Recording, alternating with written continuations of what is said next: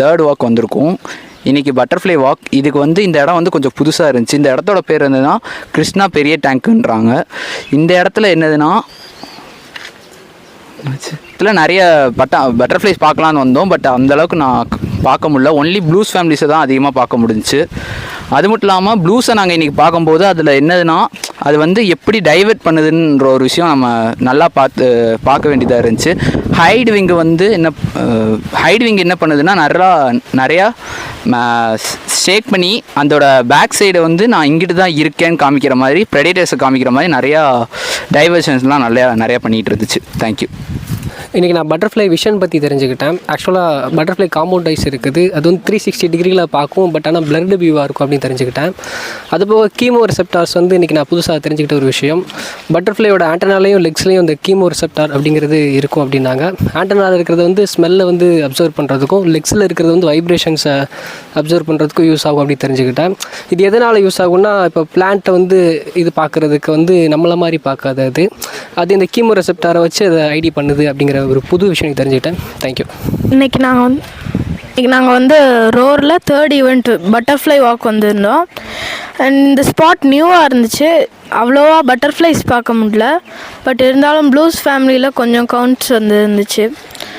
And dark cross blue நான் ஒன்று பார்த்தேன்.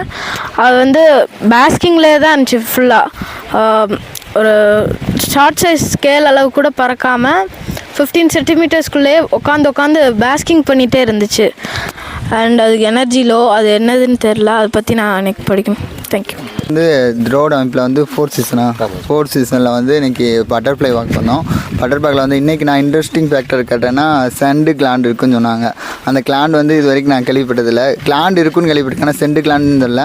அது ஒரு இன்ட்ரெஸ்ட் பண்ணேன். பிறகு பட்டர்ஃப்ளை வந்து இங்கே அதிகமாக பார்க்கலான்னு நினச்சி வந்தேன். ஆனால் இங்கே பார்க்கணும்னு சொல்லி தோணுது. வணக்கம்.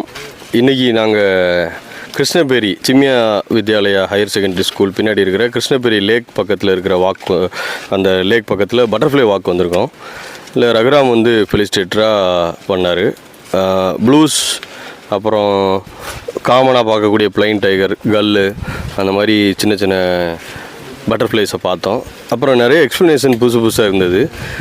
அதோடைய சென் கிளாண்டை ரிலீஸ் பண்ணுறது, அப்புறம் மட்பட்லிங் அப்போ எப்படி அது பிஹேவ் பண்ணுது. இப்போ பட்டர்ஃப்ளை நாங்கள் எல்லாருமே ரொம்ப வாக் வந்தனால இப்போ பட்டர்ஃப்ளை ஐடி பண்ணுறது ரொம்ப ஈஸியாக இருந்தது. ஆனால் பட்டர்ஃப்ளையோட பிஹேவியர்ஸ் வந்து நோட் பண்ணுறது எங்கள் எல்லாருக்குமே புதுசாக இருந்தது.